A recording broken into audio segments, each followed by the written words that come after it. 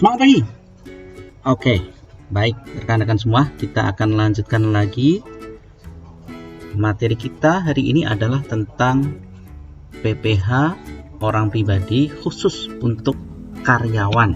Ya, karyawan nanti akan kita pahami bersama apa itu definisi karyawan. Kemudian SPT yang digunakan untuk karyawan, kali ini kita menggunakan SPT 1770 SS ya. Ya. Jadi ini adalah pembahasan khusus untuk penghasilan dari pekerjaan dengan jumlah penghasilan brutonya tidak lebih dari 60 juta. Jadi sampai dengan 60 juta dalam waktu setahun. Ya. Baik, rekan-rekan semua, yang perlu dipahami itu adalah apa yang dimaksud dengan WPOP karyawan. Nah, sebenarnya WPOP karyawan itu sebenarnya yang ada di Undang-Undang PPh atau di Ketentuan PPh itu adalah penghasilan dari pekerjaan. Nah, kenapa kita menyebutnya sebagai WPOP karyawan? Karena kemudahan saja. Ya, jadi wajib pajak yang mendapatkan penghasilan dari pekerjaan dapat disebut sebagai WPOP karyawan. Nah, nanti pengklasifikasian ini memang ada variasinya. Bisa jadi dia itu karyawan tetapi mungkin punya penghasilan yang lainnya. Nah, nanti kita akan bahas. Kita akan mengelompokkan ke bagian mana. Nah, karyawan ini menurut KBBI adalah orang yang bekerja pada satu lembaga, kantor, perusahaan dan sebagainya dengan mendapat gaji atau upah. Jadi ini adalah sebutan untuk pegawai atau pekerja. Jadi intinya ini kita bicara orang pribadi yang dia bekerja di satu tempat. Jadi bisa dikatakan di sini karakteristiknya adalah orang gajian deh, gitu ya. Orang yang punya penghasilan dari pemberi kerja. Dia pasti punya atasan, dan akhir tahun dia diberikan bukti potong PPh dari pemberi kerja. Jika dia pegawai tetap, karena orang yang bekerja di satu tempat itu kadang-kadang kalau kita melihat istilah di PPh pasal 21 itu ada pegawai tetap, pegawai tidak tetap gitu ya. Nah, itu semuanya masuk ke kategori sini sebenarnya ya. Nah, kalau dia pegawai tetap, dia akan mendapatkan dipotong di akhir tahun. Namanya 1721A1 jika dia pegawai swasta. Nah, kalau saya dan teman-teman yang lain yang PNS, yang TNI, Polri, pejabat negara dan pensiunan dari PNS, TNI, Polri, pejabat negara itu mendapat bukti potongnya adalah 1721A2.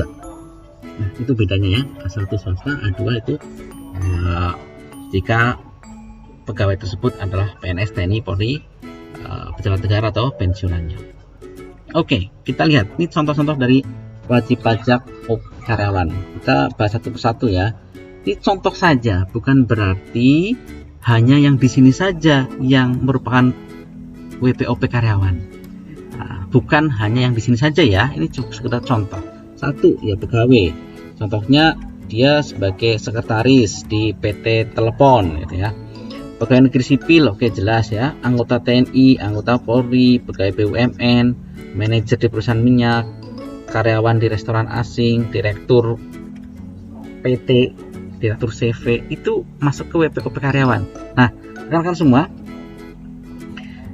nah ini memang kalau direktur CV agak perdebatan. Kita masuk ke direktur PT aja. Direktur PT itu meskipun dia mungkin pemiliknya, tetapi dia akan mendapatkan gaji setiap bulannya dan dia akan mendapatkan 1721A1 ya bukti potongnya. Maka dia masuk ke kondisi WPOP karyawan. Kemudian kepala gudang di supermarket terkenal misalnya, dia juga termasuk WPOP karyawan. Tetapi jika misalnya dia memutuskan untuk saya bikin toko sendiri aja, nah kalau kayak gitu dia masuk ke kategori usaha, punya usaha, bukan ke WPOP karyawan. Jadi ada WPOP karyawan, ada WPOP usahawan, nanti ada WPOP yang masuk pekerjaan bebas. Berikutnya adalah lulusan perguruan tinggi yang bersertifikat akuntan yang menjadi staf di kantor akuntan publik ya. Jadi mungkin ada akuntan, tetapi akuntan tersebut dia tidak menjadi partner di kantor akuntan publik ya, karena baru lulus kan, belum punya pengalaman, belum punya jam terbang yang tinggi dan sebagainya, maka dia dan belum punya modal sehingga dia tidak punya kantor akuntan publik. Dia hanya bekerja di kantor akuntan publik tersebut. Maka kalau dia menjadi staf di situ, maka dia masuk karyawan.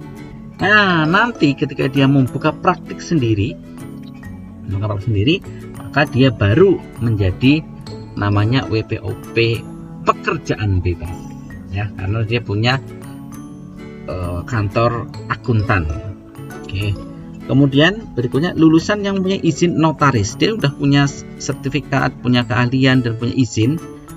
Bisa juga sebenarnya dia membuka kantor notaris, tetapi dia memilih menjadi pegawai di kantor notaris. Ya mungkin dia magang dulu lah, pengalaman gitu, mencari pengalaman. Maka dia namanya juga menjadi pegawai, maka dia masuk ke WPOP karyawan, bukan termasuk ke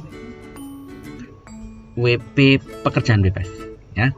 Ingat, pekerjaan bebas nanti atau kemarin sudah kita bahas, contoh-contohnya itu adalah yang punya keahlian khusus ya, akuntan, notaris, konsultan gitu ya.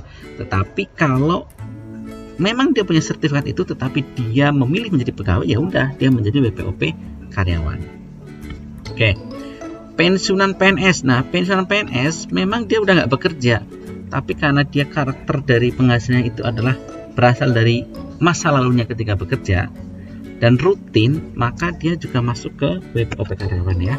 Pensiunan PNS yang mendapatkan uang pensiun rutin tiap bulannya. Nah, ini sekedar contoh-contoh saja. Nah, perlu dipahami bahwa dalam ketentuan perpajakan, semua yang di atas masuk kategori karyawan yang menerima penghasilan dari pekerjaan. Nanti ini masih pakai asumsi orang ini mendapatkan hanya dari satu jenis sumber saja, yaitu dari apa tadi, misalkan ini dari tempat kerja saja. Nanti mungkin ada kondisi lain. Nah, kita lihat nih kondisi lain. Nah, ini contoh. Nah, tapi ini contoh WPOP bukan karyawan dulu ya. Nah, ini yang jelas-jelas bukan karyawan. Satu, pengemudi ojek online. Dia bukan WPOP karyawan. Loh, dia kan bukannya bekerja di misalkan PT Gojek, enggak, dia itu mitra. Nah, dia mendapatkan uangnya itu hasil dalam tanda petik kerjasama dengan PT Gojek misalkan gitu ya. Kalau karyawannya PT Gojek itu ya stafnya yang di kantor itu karyawan PT Gojek. Tetapi kalau supirnya atau drivernya itu bukan karyawan dari PT Gojek, itu dia mitra gitu ya. Kemudian YouTuber itu ya, itu ya kalian tahu lah ya, orang berbicara di YouTube mungkin lucu dan sebagainya sehingga dia mendapatkan penghasilan, bisa dari iklan, bisa dari mungkin mengendorse suatu produk gitu. Nah, itu juga bukan karyawan. Kenapa? Dia tidak termasuk kategori yang karakteristik karyawan tadi kan. Dia adalah mendapatkan penghasilan dari pekerjaannya, dari tempat dia bekerja, kemudian biasanya ada kontrak gitu ya, ada kontrak kerja dengan tempat bekerja. Nah, kalau YouTuber nggak seperti itu. Pedagang nasi uduk. Nah, pedagang nasi uduk ini dia jelas masuk ke usaha. Oke, pengemudi ojek online dia masuk ke usaha. Nah, YouTuber itu ini ada beberapa kategori, tapi di Direktorat Jenderal Pajak dia cenderung mengklasifikasinya ke pekerjaan bebas ya. Konsultan hukum ini pekerjaan bebas ya.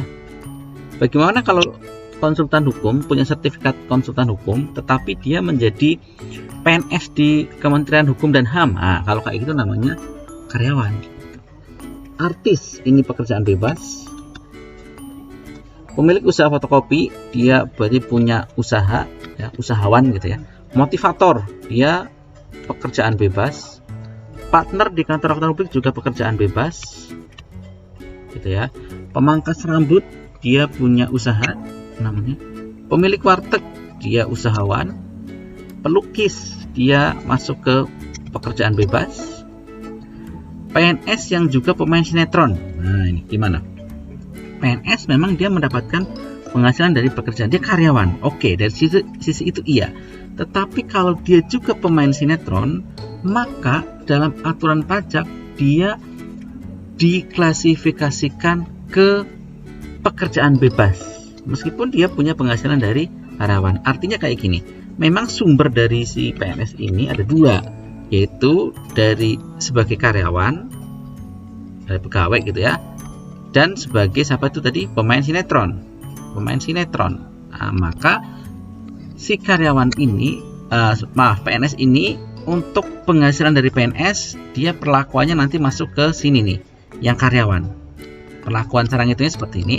Tapi penghasilan dari sinetron nanti dia perlakuannya ya seperti perlakuan untuk menghitung PPHOP untuk pekerjaan bebas.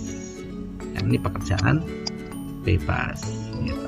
Nah, karena dia punya lebih dari satu sumber yang berbeda, jadi ada yang karyawan, ada yang pekerjaan bebas, maka pengelompokannya itu pajak itu memilih masuknya ke pekerjaan bebas.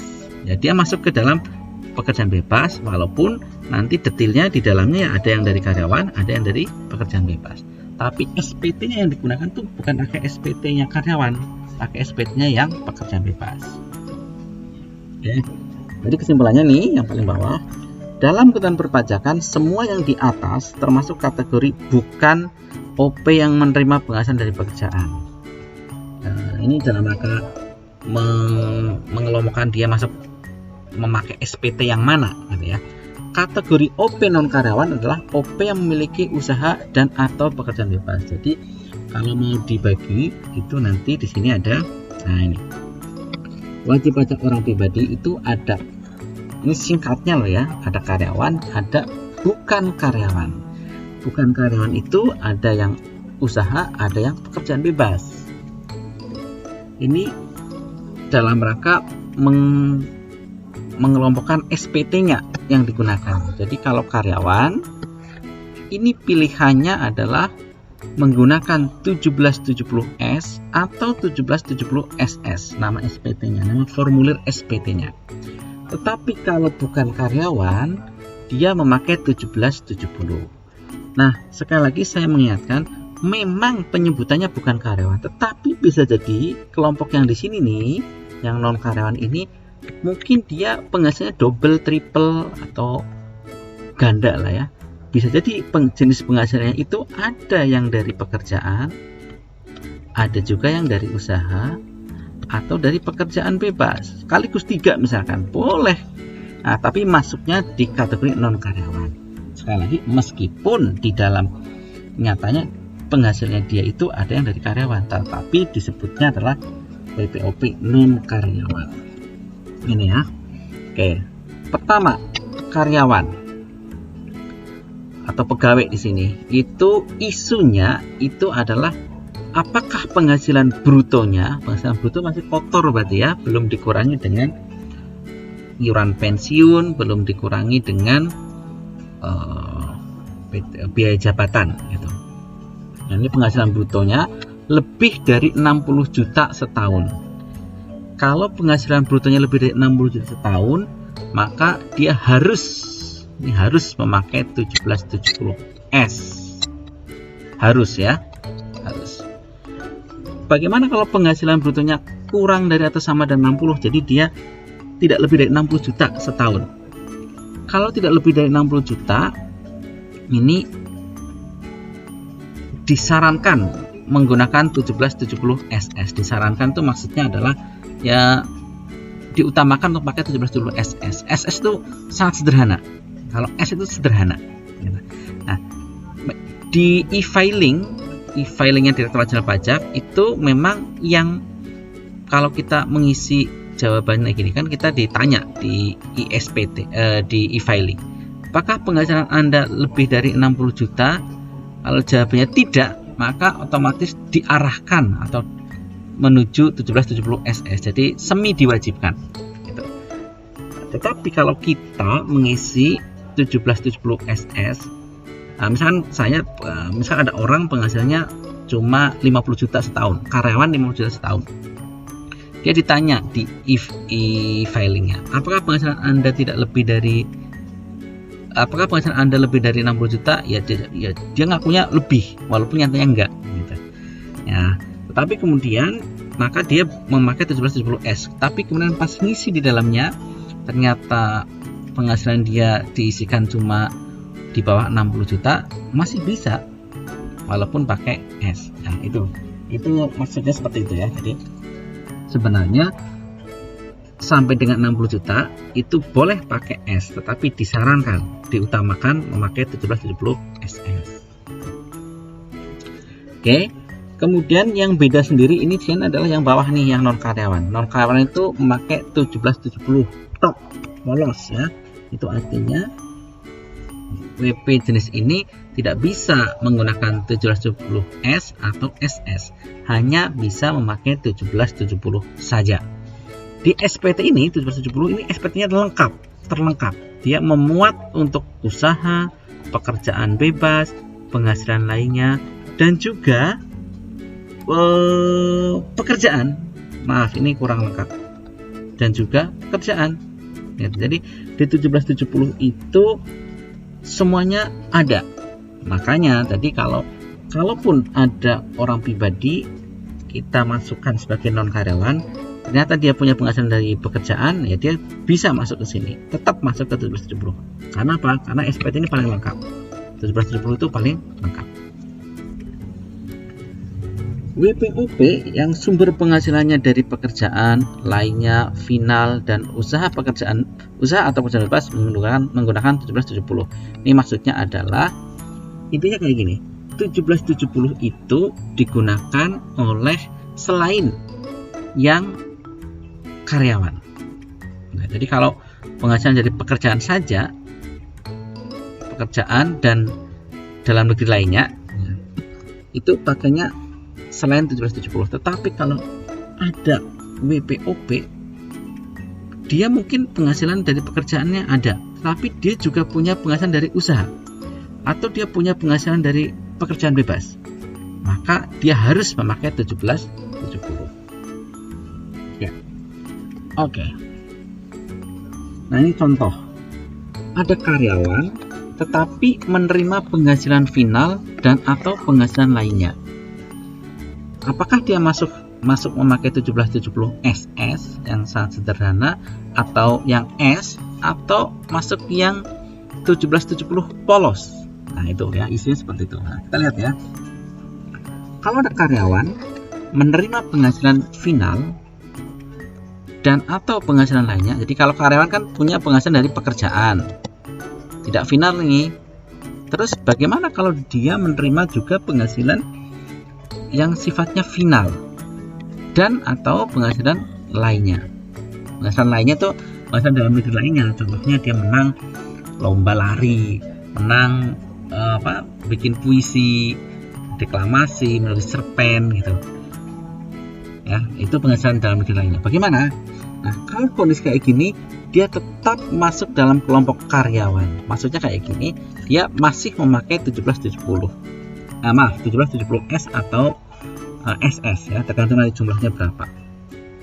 Dia masuk ke karyawan selama tidak memperoleh penghasilan dari usaha dan atau pekerjaan bebas. Pokoknya dia nggak punya usaha, tidak masuk yang pekerjaan bebas, dia masuknya ke kategori karyawan, walaupun dia punya penghasilan final ataupun penghasilan lainnya. Seperti itu.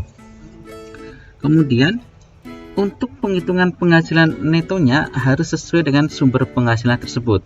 Jadi karena dia tadi punya sumber dari pekerjaan, maka cara menghitung penghasilan neto dari pekerjaannya itu adalah kalau pekerjaan ya, kalau pekerjaan itu berarti kan penghasilan brutonya berapa dikurangi pengurang. Itu adalah untuk menghitung penghasilan neto dari pekerjaan. Bagaimana kalau penghasilan neto dari dalam negeri lainnya? Oke, menang lomba, ya udah, biasanya angka penghasilan brutonya itu menjadi penghasilan netonya. Ya, jadi cara menghitung penghasilan netonya tetap dilihat dari mana nih. Kalau dari pekerjaan berarti dikurangi pengurang penghasilan bruto, Kalau dari dalam negeri lainnya biasanya sih dikurangi dengan biaya yang terkait. Kalau nggak ada biaya terkait yang melekat dengan penghasilan itu, maka memakainya penghasilan brutonya. Oke. SPT-nya menggunakan salah satu dari ini, S atau SS. Jadi bukan 1770 karena dia masih kategori karyawan. Nah, ini contoh nih. Contohnya adalah PNS menerima gaji dan tunjangan. Ini namanya penghasilan dari pekerjaan. Menerima honorarium dari APBN APBD untuk hal yang tidak rutin. Contohnya dia mungkin mengisi seminar dapat honor ya. Maka ini honorarium APBN APBD yang final. Nah, ini final nih. Maaf. Nah, ini final. Nah, final. Jadi gaji dan tunjangan masuk ke penghasilan akhir tahun ya. Kemudian dia juga menerima hadiah memenangkan lomba membuat mars organisasi. Nah, ini namanya penghasilan lain. Ya, karena PNS ini menerima dari 3 sumber, dari pekerjaan, dari final, dan dari penghasilan lain, ini masih tetap masuk kategori karyawan. Maka dia masih tetap memakai 1770 S misalnya kalau jumlahnya tidak lebih dari sudah melebihi 60 juta. Kalau ternyata tidak lebih dari 60 juta, masuknya ke SS. Berikutnya, ini ada pegawai swasta menerima gaji dan tunjangan. Oke, ini penghasilan dari pekerjaan. Menerima hadiah undian. Oke, ini final ya. Kemudian gaji dan tunjangan itu PAT, dikenakan pajak pada akhir tahun. Keuntungan jual emas batangan. Jadi dia menjual emas batangan untuk keperluan biaya sekolah anaknya misalkan, seperti itu. Ini masuk kategori penghasilan lain ya, karena dia bukan orang yang jualan emas batangan. Kalau memang usahanya jualan emas batangan, ini baik dari usaha namanya. Nah, ini penghasilan dalam negeri lainnya, maka ini masih masuk kategori karyawan. Pakai 1770 S atau SS, tergantung berapa jumlah penghasilan brutonya. Oke, kita lanjutkan. Nah, ini contoh karyawan yang menerima penghasilan dari usaha atau pekerjaan bebas. Ada karyawan tapi dia punya sampingan pekerjaan lain atau penghasilan lain, yaitu dari usaha atau pekerjaan bebas. Contoh, kalau dalam kondisi seperti ini, karena punya penghasilan dari usaha atau pekerjaan bebas, maka masuknya ya kelompok usaha atau pekerjaan bebas. Ya, kok kayak gitu, kan punya gaji? Ya betul, tetapi di SPT-nya dia masuk SPT yang kelompoknya usaha atau pekerjaan bebas, tapi tetap nanti dipisah-pisah, mana yang dari pekerjaannya, mana yang dari usahanya, mana dari pekerjaan bebasnya. Nah, berikutnya, untuk penghitungan penghasilan netonya itu sama ya, harus di klaster dari pekerjaan, berarti penghasilan bruto kurangi pengurangnya. Dalam negeri lainnya itu berarti biasanya sama dengan penghasilan brutonya. Dari usaha biasanya kalikan norma, pekerjaan bebas kalikan norma. Nanti ya kita lihat. SPT-nya menggunakan 1770. Nah, jadi meskipun karyawan, tetapi karena punya usaha atau pekerjaan bebas, maka dia harus pakai 1770. Contoh nih, ada PNS tapi dia punya gaji dan tunjangan, pasti mendapatkan penghasilan yang final dari APBN APBD yang tidak rutin. Kemudian punya usaha jualan batik. Nah, karena dia punya usaha dari penjualan batik, usaha jualan batik, maka dia sudah masuk ke 1770, punya usaha. Kan ini Pak, ini misalnya ya, kecil ya, usahanya kecil-kecilan lah, nggak masalah. Pokoknya kalau dia sudah punya penghasilan dari usaha, maka dia masuk kategori yang punya usaha atau pekerjaan bebas walaupun kecil. Ada contoh lagi, pegawai swasta menerima gaji tunjangan, hadiah undian final, penghasilan dari acting di sinetron, karena dia ternyata selain PNS pegawai swasta, dia ternyata artis. Nah, karena dia punya penghasilan dari pekerjaan bebas, maka ya udah masuk ke penghasilan masuk ke OP yang memiliki penghasilan dari usaha atau pekerjaan bebas. SPT-nya juga 1770. Nah, dengan kata lain, ini jika WPOP mempunyai usaha atau pekerjaan bebas, maka harus menggunakan 1770. Tidak boleh menggunakan 1770S atau SS, meskipun dia menerima penghasilan dari pekerjaan. Jadi, siapapun yang punya usaha atau pekerjaan bebas pasti memakai 1770. Sekarang kita masuk ke bahasan wajib pajak OP karyawan dengan penghasilan bruto tidak lebih dari 60 juta setahun ya. Tidak lebih ya, sampai dengan 60 juta. Nah, yang paragraf ini mungkin kita sesuaikan saja dulu dengan tafsiran yang diberlakukan oleh pembuat undang-undang ya, atau penafsir undang-undang yang di DJP. Karena ini tafsiran yang kontroversial gitu ya. Saya katakan kontroversial karena Direktorat Jenderal Pajak nggak memakai tafsiran ini ya. Jadi apa itu penghasilan bruto? Ternyata ini kan tafsirannya, kalau tafsiran di sini adalah yang dimaksud penghasilan bruto adalah penghasilan tidak final sebelum dikurangi dengan pengurangan penghasilan bruto, tidak termasuk penghasilan final dan bukan objek pajak ya. Ini tafsiran lain, tetapi kemudian sistem yang ada di DJP, jadi di DJP itu kan menggunakan e-filing kalau memakai SPT 1770S atau SS itu boleh memakai e-filing. E-filing yang tinggal klik-klik saja di websitenya Direktorat Jenderal Pajak. Nah, ternyata di aplikasinya, namanya aplikasi e-filingnya itu, angka 60 juta itu menghitung juga apakah itu penghasilannya final atau bukan objek pajak. Jadi, walaupun kalau saya pribadi cenderungnya seharusnya sih yang namanya penghasilan bruto itu ya tidak termasuk final, tidak termasuk yang bukan objek pajak. Tetapi sistem di DJP-nya, aplikasinya dibuat bahwa seluruh penghasilannya itu tidak lebih dari 60 juta. Nah, teman-teman semua, meskipun kita tidak setuju dengan sebuah makna aturan, tetapi karena itu yang dianut oleh Direktorat Jenderal Pajak ya kita mengikuti. Jadi ini 60 juta ternyata di e-filing di Direktorat Jenderal Pajak, namanya di websitenya DJP Online, itu termasuk juga yang final, termasuk juga yang bukan objek pajak. Gitu ya. Jadi, karena dia mempunyai seluruh penghasilan bruto. Ya, itu seperti itu ya. Yang paragraf 1 ini kalian tandai. Kemudian SPT tahunan PPh yang digunakan adalah menggunakan SS ya. Oke. Jadi kalau yang di bawah 60 juta memang diarahkan untuk memakai SS. Meskipun sekali lagi, apakah bisa memakai S? Bisa. Caranya bagaimana? Ya klik aja ngakunya lebih dari 60 juta penghasilannya, tetapi kemudian ngisi apa adanya gitu.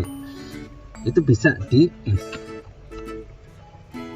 Kemudian untuk menggunakan SPT 1770S ini atau mengisi SPT ini atau S atau S, ini berarti S atau SS, maaf ya. Untuk mengisi SPT 1770 SS itu harus menggunakan bukti potong 1721 A1 A2. Jadi bahan baku utama untuk mengisi SPT 1770S atau SS itu adalah 1721 A1 jika dia karyawan swasta, 1721 A2 kalau dia PNS. Pertanyaan berikutnya, apakah kalau penghasilannya di bawah 60 juta itu pasti nihil? Belum tentu nihil, dia bisa ada kurang bayar. Kurang bayar itu artinya ada pajak yang harus dibayarkan lagi, terutama jika terdapat penghasilan lain. Kemudian yang di paragraf ini cerita yang atas bahwa kalau ada WPOP karyawan tetapi dia kemudian kurang bayar, dia tidak punya kewajiban untuk membayar angsuran pasal 25. Nah, dasar hukumnya di sini nih. Dasar hukumnya. Nah, nanti jadi begini, ceritanya kayak gini. Apa itu angsuran PPh pasal 25?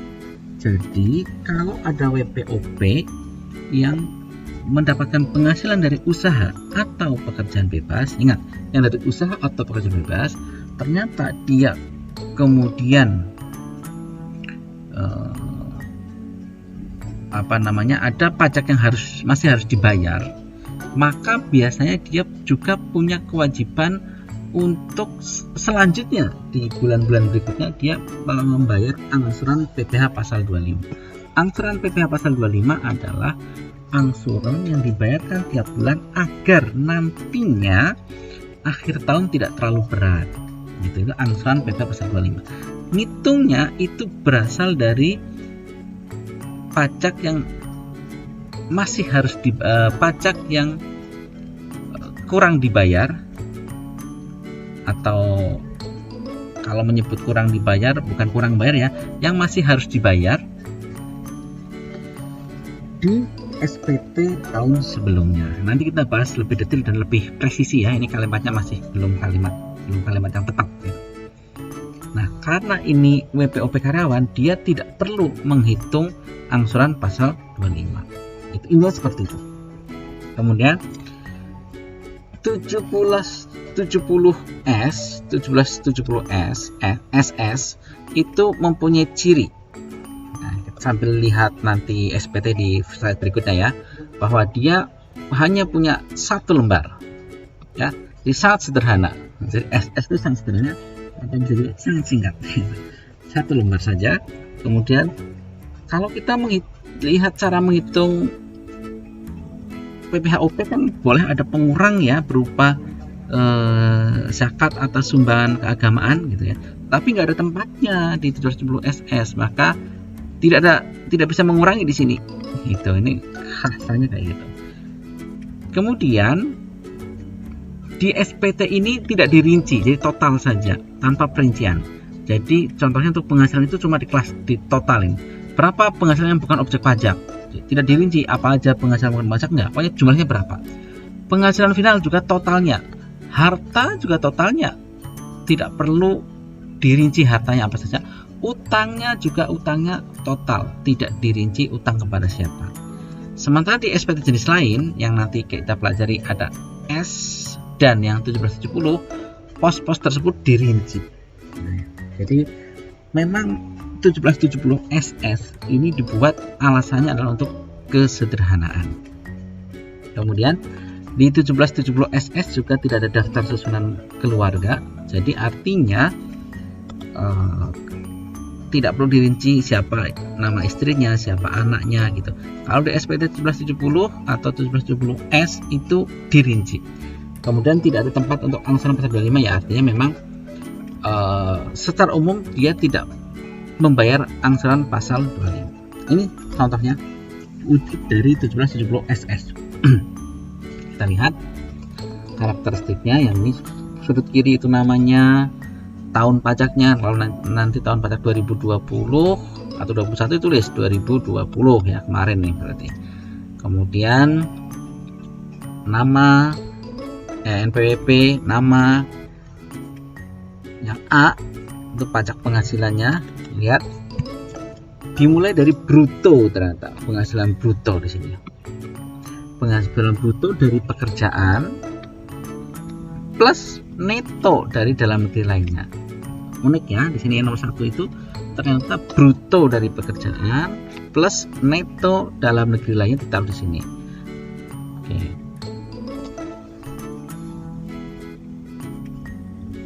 Sebentar ya. Ya. Oke.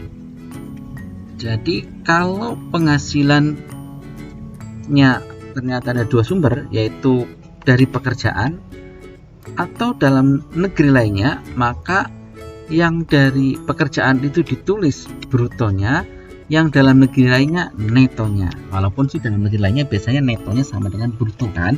Nah, tulis di nomor 1. Pengurang. Nah, pengurang itu adalah maksudnya pengurang penghasilan bruto. Bisa diambil dari formulir 1721A1 atau 1721A2 ya, dari bukti potong yang telah dibuatin oleh bendaharanya biasanya. Terus penghasilan tidak kena pajak diisikan di sini. Ini tergantung mau kondisinya mana, apakah TK 0 misalkan, atau dia K1 atau KI misalkan KI 1 ya. Tetapi ya nah, apa namanya, jarang yang KI ya. Kalau di sini biasanya TK atau K gitu ya. Penghasilan kena pajaknya tinggal dikurangkan saja, 1 kurangi 2 kurangi 3, taruh di sini. PPh terutang itu setelah dikenakan tarif. Kemudian pajak penghasilan yang dipotong pihak lain, ini berarti pemotongan PPh oleh, kalau karyawannya oleh pemberi kerja. Kalau di penghasilan lainnya dia dipotong PPh pasal 23 misalkan, ya taruh di sini, dijumlahkan di sini totalnya. Kemudian langsung nomor 7 adalah pajak penghasilan yang harus dibayar sendiri. Ini sisa dari 5 dikurangi 6, taruh di sini. Kalau lebih bayar juga ditaruh di sini. Kemudian yang B ini adalah yang B ya, ini berapapun kita mengisi di huruf B itu tidak pengaruh dengan pajak yang harus dibayarkan di akhir tahun, karena pajak yang dibayar di akhir tahun tuh ada di nomor 7. Itu pun kalau masuknya yang A, yang ini yang harus dibayar sendiri. Kalau yang A11 yang bawah ini lebih dipotong ya. Jadi A di sini itu terkait dengan penghitungan pajak yang harus dibayarkan di akhir tahun. Tapi kalau yang di B di sini, ini gede apapun kita menulisnya di sini tidak termasuk yang harus dibayar lagi pajaknya. Kenapa? Karena sudah beres. Karena apa isinya? Apa isinya di sini adalah dari penghasilan final dan bukan objek pajak. Ya, jadi yang nomor 8 ini dasar pengenaan pajak atau penghasilan bruto dari penghasilan yang dikenakan final. Jadi misalkan kita menerima hadiah undian, hadiahnya 1 juta, itu 1 juta di sini, 1 juta. Misalkan seperti itu. Pajaknya berapa? Pajaknya 25%. Jadi bukan berarti yang kita tulis di sini adalah 750.000, bukan, tetapi tetap 1 juta. Kemudian pajak penghasilan final terutangnya berapa? Berarti di sini adalah seperempatnya ya, 250.000. Ini kalau jenis penghasilan finalnya itu adalah undian. Nah, ini tergantung, disesuaikan dengan jenis penghasilan yang kita terima. Kemudian yang 10 adalah penghasilan yang dikecualikan dari objek pajak. Misalkan mendapatkan uang dari orang tua, dikasih sama orang tua, ini kan hibah ya, hibah 100.000 misalkan. Nah, ini yang bukan objek pajak. Nomor 11 ini adalah harta yang dimiliki pada akhir tahun pajak. Akhir tahun pajak ya. Jadi ini per tanggal neraca akhir tahun. Kalau nggak pakai neraca ya. Di totalnya saja, misalkan 1 miliar, ya udah 1 miliar tulis. Tidak perlu dirinci apa aja jenis penghasilannya, jenis hartanya nggak usah. Kemudian utangnya akhir tahun, misalkan utangnya 300 juta, udah 300 juta, totalnya saja. Kemudian tanda tangan di sini, ini tanggalnya. Oke, baik, sampai sini dulu tentang SPT. Selanjutnya nanti kita bahas di video berikutnya. Terima kasih, tetap semangat. Assalamualaikum warahmatullahi wabarakatuh.